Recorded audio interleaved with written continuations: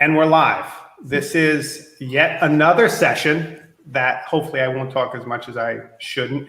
But Kathleen, we have a history of talking, so we got to be careful. We do indeed. But I am Jim Groom. You probably know me if you're in this workshop by now, because all I've been doing is talking. And this is the session. This is the special session where we're going to be talking about Reclaim Cloud. It came up already on several occasions. And I actually brought some heavy hitters in to talk about what is Reclaim Cloud and do my dirty work for me so that we can talk about how folks are managing it. Keep in mind, Reclaim Cloud is very much in the inception stage. And so part of this session will be helping you think through it. Mo Pelzel and Sarah Purcell from Grinnell College will start us off talking about how they're thinking about it. And Kathleen Fitzpatrick and Kristen Mapes will talk about how they're using it at Michigan State Universities. They were kind of our first adopters to really think about it. Now, before I hand over to Sarah and Mo, I just want to give a 30-second overview of what Reclaim Cloud is and what for folks not to worry about. Because I made the mistake of talking to the folks at Brighton College in England, in the UK. And I said, look, we're going to kind of deprovision Cloud Linux. They're like, we have Cloud Linux, and we're going to be actually, and they're like, and talking about Reclaim Cloud, that's another option. And they're like, so we're on the cloud now? No. Domain of one's own is domain of one's own. You don't have to worry about Reclaim Cloud in terms of integrating with that. Reclaim Cloud, very simply, is a kind of tool and an environment where you can run applications that won't run in domain of one's own. Domain of one's own is a LAMP environment. It's really kind of focused on PHP applications that run databases in MySQL, and that's where it's really at its best. But stuff that runs in Java or Node.js or Ruby on Rails or all these other environments, they won't run cleanly in domain of one's own. So Reclaim Cloud is our kind of attempt to say to the community, we're not going to tell you no anymore. We're going to tell you yes. So Reclaim Cloud is all about us trying to provide an environment where you can run stuff you cannot run in domain of one's own. So with that brief introduction, I'm going to hand it off to Mo and Sarah and let them tell you about their early experiments with Reclaim Cloud. Thank you, Mo and Sarah. Thanks, Jim. That was more than 30 seconds, though. So when cloud came on the scene last summer, I wanted to see if there were any possible use cases that might come up on our campus. And I had three possibilities emerge, one of which we implemented. And we'll talk more about that in a moment with Sarah, who's professor of history at Grinnell. But I first wanted to just quickly mention the other two because they might represent potential scenarios that some of you might be looking at with cloud. First was a couple of our computer science profs who teach courses in web application development using a Ruby on Rails environment, which Jim just mentioned. They expressed some interest in cloud, but decided that with all of the kind of upheaval of the past year, we went to compressed terms at Grinnell. They felt more comfortable staying with what they were already using, which was AWS and Heroku for that. Second, our library digital applications developer wanted to use the static site generator Hugo to host some projects for the library. And we got him an environment in cloud. He experimented a bit in that space, but for various reasons decided that for now he was going to do that work in his DigitalOcean account. So I was a little bummed out because neither of these moved forward because I had this $500 credit from Reclaim and it was burning a hole in my digital pocket. And so this spring we were working on Sarah's course in digital history, and she decided to go with Voyant Tools as an application for text analysis. I think a lot of you are probably somewhat familiar with Voyant. And I had noticed that Voyant was in the cloud marketplace, which I think of as the Installatron for cloud, and I think you guys have made that comparison too. And so I saw Tim's article in the community forums. If you just go on the community forums and search for Voyant, that article will pop up. And he said it was beginner level, which I thought was appropriate for us, and something about needing 3 cloudlets, which I didn't really understand yet, but that piece was coming. So So if you're looking for kind of a low barrier point of entry for using cloud, the marketplace is a great place to start. I think it's even easier than when Installatron, if that's possible. So now the thing with Voyant Tools is that you can also use it at their own website, which is voyant-tools.org. So there arose the question, why Reclaim Cloud, which is the title of this session. So why should we use our own hosted version of Reclaim Cloud, of Voyant Tools? So I'm going to let Sarah tell you why and how it worked. And then if there's time, I'll circle back and add a couple of points about managing the installation on the back end. And we're not sure about our screen sharing, so we may just talk through this. Yeah, I think, anyway, screen sharing not going well, but so thanks, Mo. So for my digital history class, we have cleaned and made available every issue of our student newspaper, The Scarlet and Black, for over 100 years for the students. And I have them practice text analysis. At first, very basic text analysis, and then we do some more advanced things.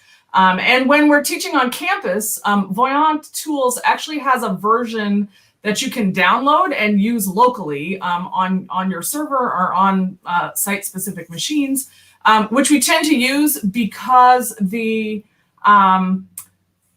files are very large, right? There are a lot of files. If we're analyzing 100 years of text files, that's a lot of files. So it takes too long to download, and actually the Voyant online application can't really process that many files very quickly.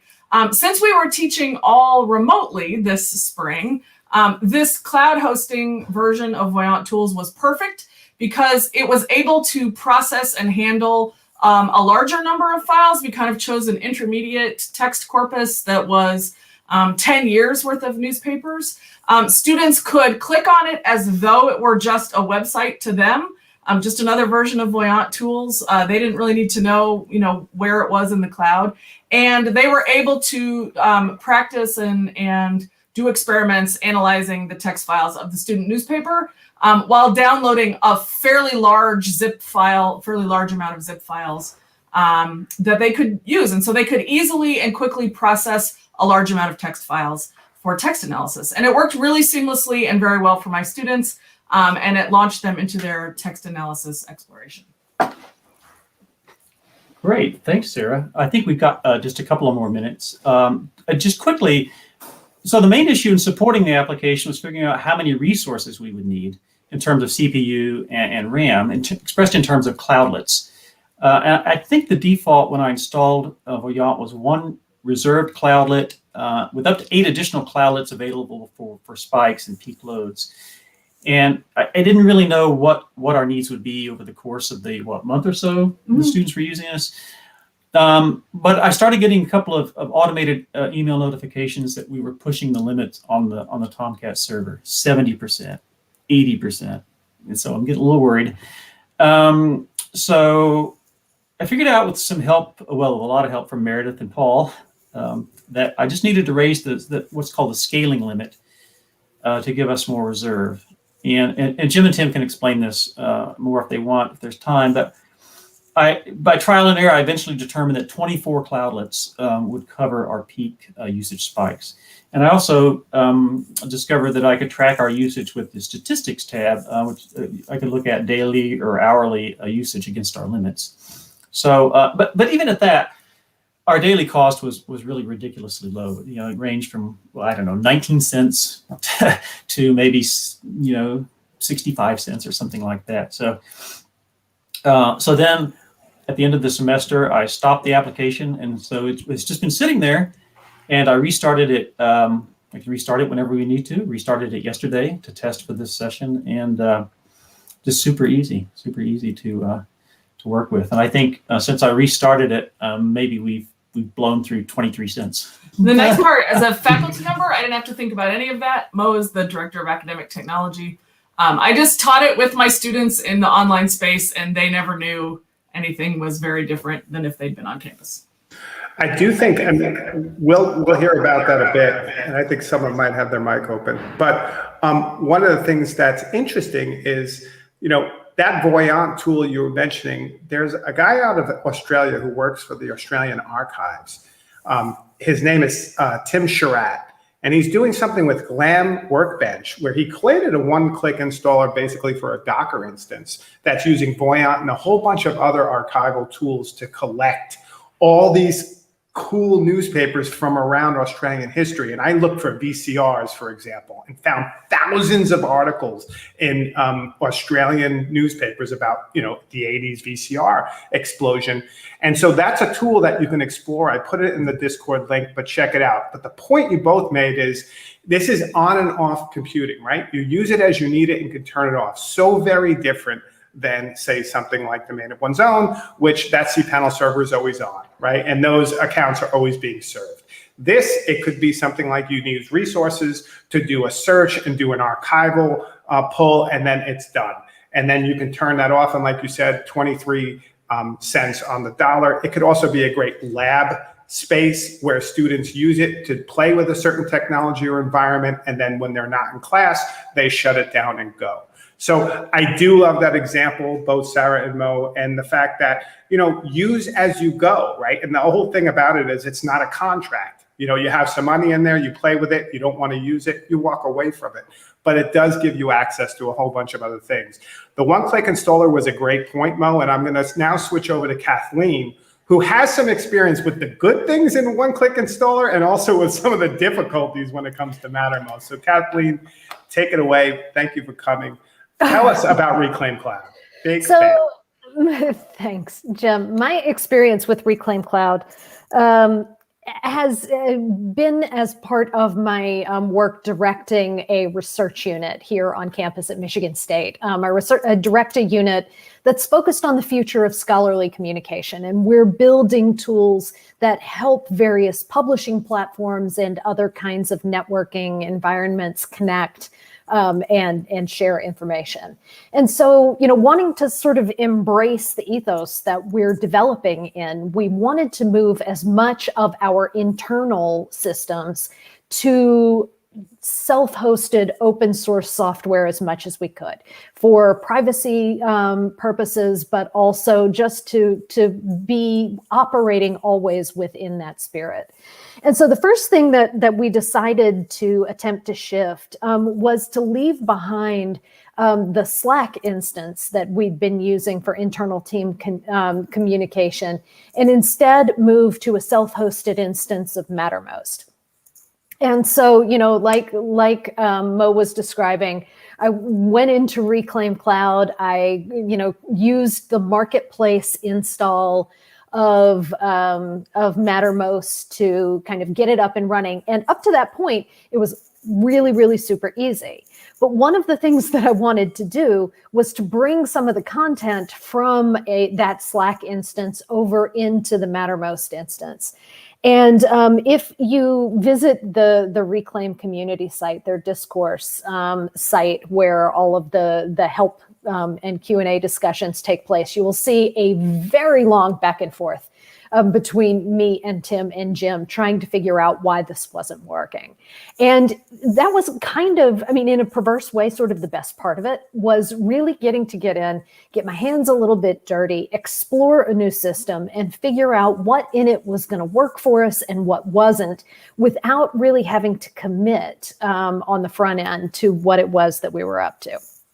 So Mattermost, we got moved over. It was completely successful. I've had some challenges along the upgrade process. Within Mattermost, it's taken a little bit of learning Docker, which I have not successfully done entirely, but nonetheless, have been able to figure out some things to keep it working. And that's been great. And we're still using that Mattermost instance and just really, really making good use of it. We've been attempting several other kinds of integrations, both with Mattermost and then sort of around it as well. We have a Jitsi instance that we installed from the marketplace that's connected into Mattermost. So we can start meetings from Mattermost and have those conversations as needed. And we've even set up a discourse instance. So just like the Reclaim community site, we have a community site that allows us to answer help questions and things like that. Pardon me.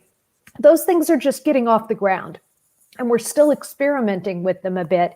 And we're finding that there are some of the larger applications, like Discourse, that may in fact be more resource intensive than is strictly ideal for this kind of platform.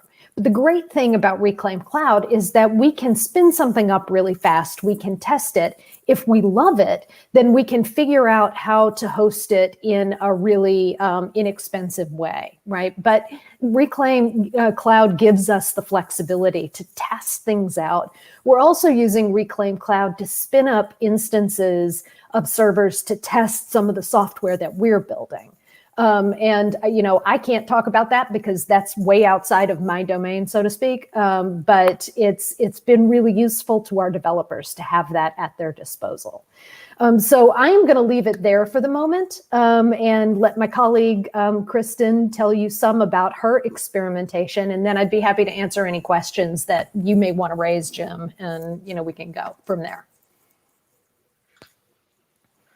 Great. Yeah, I'll go ahead and just jump into it. I am the Assistant Director of Digital Humanities at Michigan State. And so I work with Kathleen on some of the projects that she was referring to just then. But I'm speaking today just about my experimentation in Reclaim Cloud with creating or attempting to create, thinking about how I could use cloud to make the systems that I use in my classroom teaching be as much as possible operating in this open framework. Again, for the same reasons that Kathleen outlined, primarily about privacy with student data, and by student data, I don't mean grades per se, but conversations with students. And also because I wanted to live out the values of keeping that data private and also just living in an open source fashion in the teaching, which my teaching is in digital humanities. So this is in particular relating to the Introduction to Digital Humanities undergraduate course that I teach every fall. And so for last fall and experimenting last summer, especially when some of this was still very new and I was very much learning in some ways from zero, I worked with an installation of Mattermost for my class. So had been using Slack for my class communications ever since I began teaching this course in 2015. So very invested in the idea of having, whether the course is in an in-person one or a virtual one, or something in between, invested in the idea of having a communication platform for the students that can work for them and as a group, and also individually for me to communicate with the students. So I don't really ever have student emails, which has been wonderful for my entire teaching career, basically. So I wanted to keep some of that going, but not feel like I was just sending everything into free Slack accounts and not feeling weird about that. Hence the reason why I was really intrigued by Mattermost. I did end up using Mattermost throughout the fall, so that was a really successful space to work, and it worked great for me in my classroom. It has a bit of different features than Slack, so there was a bit of adaptation on that front. And I'll just say that the biggest challenge that we faced had nothing to do with Mattermost per se, but just with my students being overloaded with different platforms in the fall. And that was just something that I think we all experienced and would have happened regardless. So I was able to use Mattermost, and that was great. I also experimented and during the summer and really thought through whether I wanted to use Jitsi instead of Zoom for running. I ran a synchronous online course last fall, whether I wanted to use Jitsi instead of Zoom, whether there would be a way for me to detach myself from using Zoom, which is what our institution uses. And I really thought about it, but chose to stick with Zoom for the fall because of the breakout room functionality, which I couldn't figure out how to make work, and I don't think works in Jitsi. So just to put out there, that was a thought process in trying to determine whether I could go that route in that context or not. And the other tool that I explored as well was Etherpad, and was very interested in the idea of having students take notes together or brainstorm documents or do projects together in note-taking spaces, as sort of a substitute or a replacement for Google Docs, which I otherwise rely fairly heavily on in my course, and especially did during a synchronous online course. So the downside of Etherpad, especially in a digital humanities course, is that it really only does like text document style creating. Whereas in my course, we do a lot of co-creating in spreadsheets as well as in documents. So that felt like I wouldn't be able to fully divorce myself from Google Docs. And so it wasn't really going to be something that I wanted to thrust onto my students. I was trying to not make them be introduced to too many new platforms at once. I'm sure they disagreed whether I succeeded on that. But yeah, so those were my experiments as an instructor with using Reclaim Cloud, or thinking about how I could maybe use Reclaim Cloud down in the future. And I certainly am really interested, having heard about the use of Voyant in the classroom. I also use Voyant in my class, and should start using Cloud for doing that. So I'm excited to get back into experimenting later this summer and kind of in the future. I have to say, Kristen in particular, so when we were talking about MSU playing with the cloud, I really love the fact that you immediately saw Mattermost as a substitute for Slack, and Kathleen had talked about that as well. But even the fact that with some of those tools, and it's still very much early on, is we could integrate Jitsi and Etherpad with Mattermost, so that you had kind of some of those Slack integrations, you could also do it. Now, there's a bunch of reasons why, and you demonstrated or illustrated them perfectly about why it's sometimes overload. But the idea that there could be an alternative kind of solution was always an intriguing part of the idea of cloud. But one of the cool things too is it's not limited to just our one-click installers. Kathleen, you mentioned it, and Docker represents a real learning curve also for me, so I'm right there with you. Totally. But it's a great notion, like you said, of a sandbox, a next generation sandbox, where if there's a Docker kind of file that you can run, and Tim Sherratt did that for Glam Workbench, chances are you can get that Docker instance up and running in Reclaim Cloud.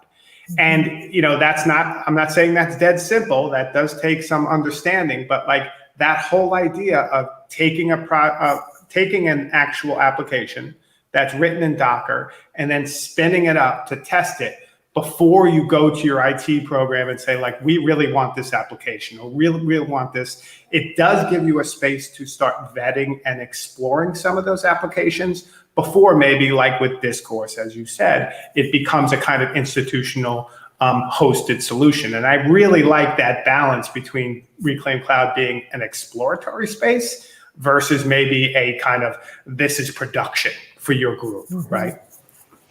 Absolutely. And that's, I think a big part of the appeal of Reclaim Cloud for us is being able to experiment with things that can then just be stopped or destroyed as need be.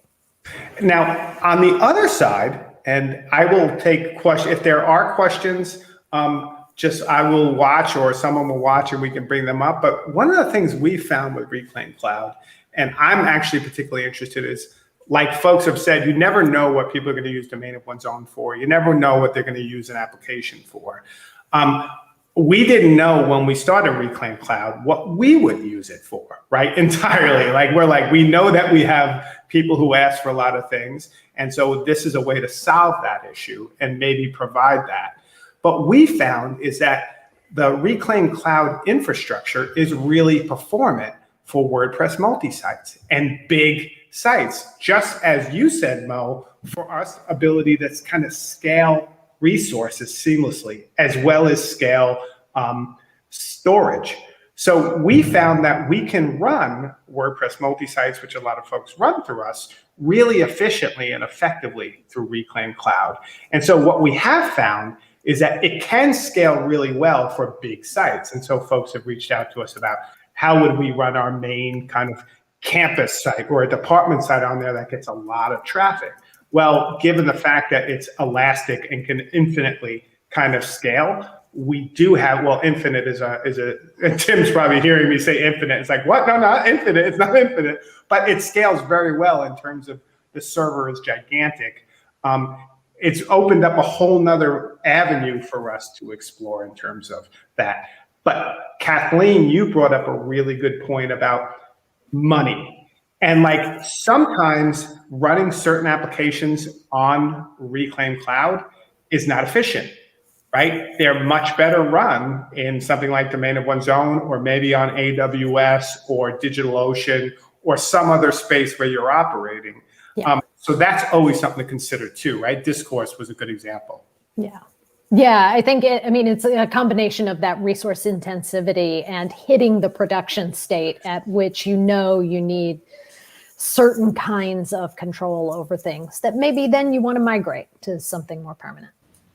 Yeah, I think the funding thing is going to be a question for us because we have a license for Domain of One's Own, and we're just sort of using cloud now on our own. But if as we hope it takes off and we grow our user base, we're going to have to figure out, well, who's going to pay for whatever we wind up using.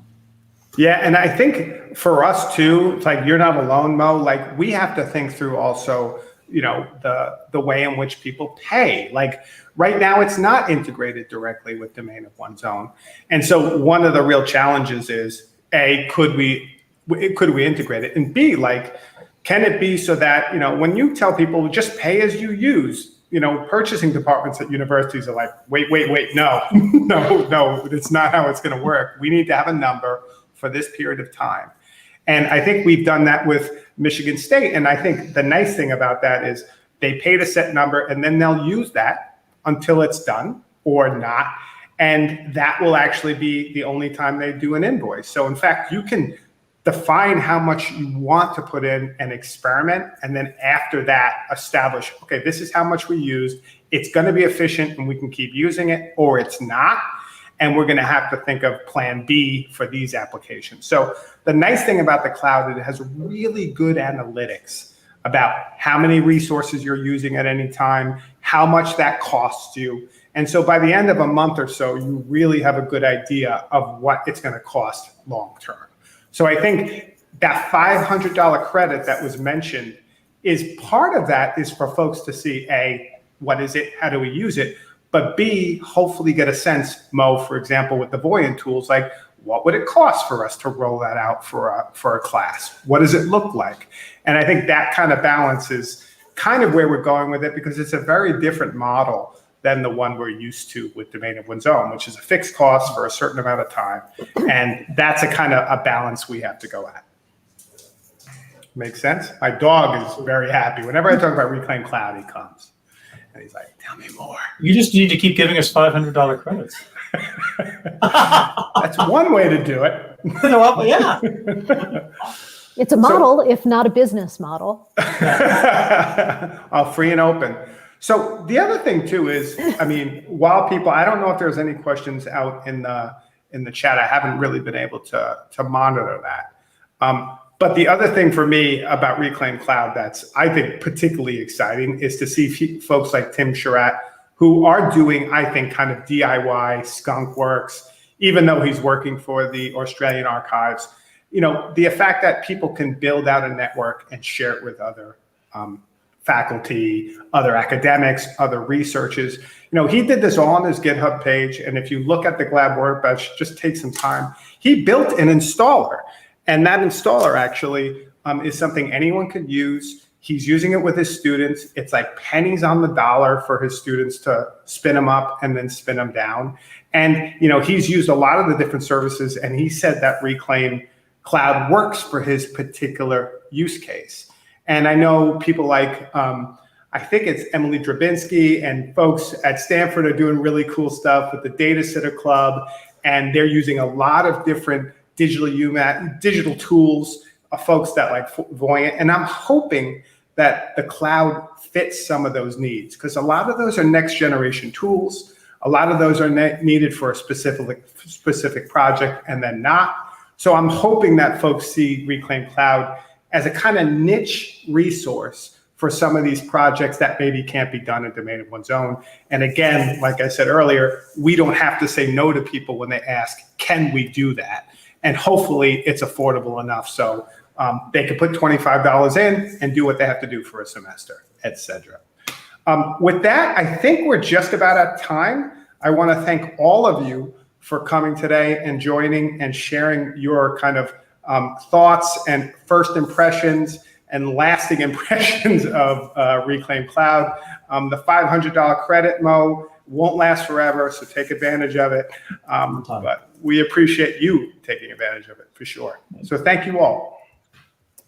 Thanks, everyone. Thank you. Thanks.